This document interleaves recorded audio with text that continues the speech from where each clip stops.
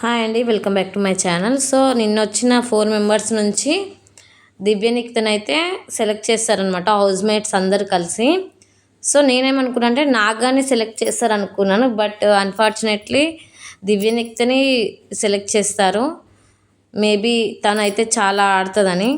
So నాకు అనిపించింది ఏంటంటే, నాకు కూడా అనిపించింది చాలా ఆడుతుంది గేమ్, స్ట్రేట్ పాయింట్స్ మాట్లాడింది అలా ముంగల గిట్లా, అందరినీ చాలా మాటలతో యుద్ధం చేసింది కదా. సో నాకైతే అలా అనిపించింది, బాగానే ఆడుతుంది గేమ్స్లలో కానీ, స్ట్రాంగ్గా ఉంటుందని అనిపించింది. సో నాకైతే కరెక్ట్ అనిపించింది. ఇంకోటి, ఆమె వచ్చిన వెంటనే ఆమె ర్యాంకింగ్స్ ఇచ్చిందనమాట. ఎవరైతే ఫస్ట్ ఎవరు, సెకండ్ ఎవరు, థర్డ్ ఎవరు, ఫస్ట్ ప్లేస్ ఎవరికి అనేది ఇట్లా ర్యాంకింగ్స్ అయితే ఇచ్చింది. సో ర్యాంకింగ్స్ కూడా బాగా ఇచ్చిందనే అనిపించింది నాకు, పర్ఫెక్ట్గా ఇచ్చింది అనిపించింది ర్యాంకింగ్స్. సో నాకైతే బాగా అనిపించింది. ఇంకోటి, ఆమె ర్యాంకింగ్ ఇచ్చిన దాంట్లోనే ఒక 8 మెంబర్స్ని క్యాప్టెన్సీ టాస్క్కి బిగ్ బాస్ సెలెక్ట్ చేస్తారనమాట. అందులో గేమ్ ఆడతారనమాట అందరు కలిసి, బాల్స్ది. ఆ గేమ్లో దివ్యనికిత కూడా ఆడతారనమాట అందులోనే, ఆ 8 మెంబర్స్లోనే. సో మొత్తానికి ఇద్దరు మిగులుతారు. ఆ ఇద్దరు ఎవరంటే భరణి అండ్ ఇమాన్యుయల్ మిగులుతారు. అసలు గెస్ చేయాలి ఈరోజు ఎట్లా క్యాప్టెన్స్ ఎవరు అవుతారు ఏంటి అని అనుకోవాలి. అంటే ఇద్దరు గేమ్ ఆడతారు, ఇద్దరు ఒకే దగ్గర చాలా ప్రేమగా ఉంటారు, ఫ్రెండ్స్లా ఉంటారు కదా. సో వాళ్ళిద్దరి మధ్యలో గేమ్ చూడాలి ఎలా ఉంటుంది ఏంటి అనేది. నాకు తెలిసినంత వరకు, నాకున్న అప్డేట్ ప్రకారం ఇమాన్యుయల్ గెలుస్తారని అనిపిస్తుంది. ఇమాన్యుయల్ చాలా మంచిగా ఆడతాడు. ఇంకోటి, భరణి గారు కూడా ఆడతారు, కానీ ఇమాన్యుయల్ అయితే గెలుస్తాడు, క్యాప్టెన్సీ వస్తుంది ఇమాన్యుయల్కి.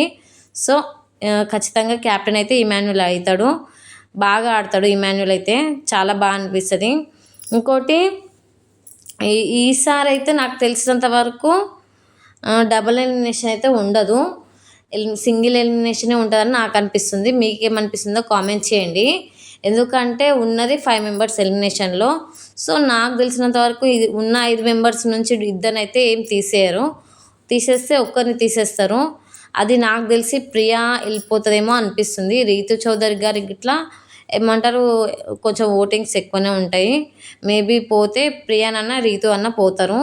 ఇంకోటి, ఈరోజు ప్రోమో చూసానండి. ప్రోమో చూసిన తర్వాత నాకు అనిపించింది ఏంటంటే, హౌస్ మేట్స్ అందరు కలిసి అంటే రెడ్ వచ్చిన వాళ్ళు ఉంటారు కదా, రెడ్ సీడ్ వచ్చిన వాళ్ళు అందరు కలిసి ఒకరిని ఇంట్లోకి బయటికి పంపించాలంటారు.